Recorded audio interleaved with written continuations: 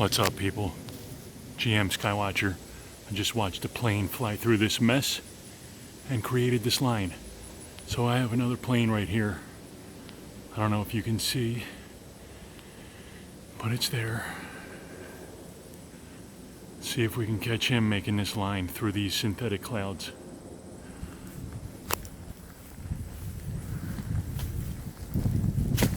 This does not happen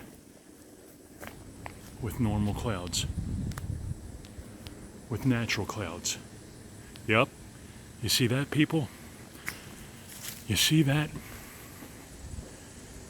Normal clouds do not split when planes fly through them. So we have that line there. It's faint, but it's there. And then you have the other one. Wake up, people.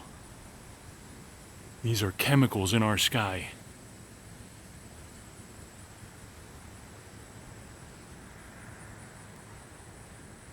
And this video is for Nature Restored. Check out his channel.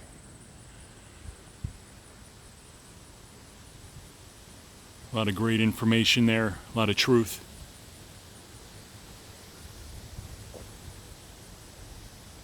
But just look at that. Planes dividing clouds.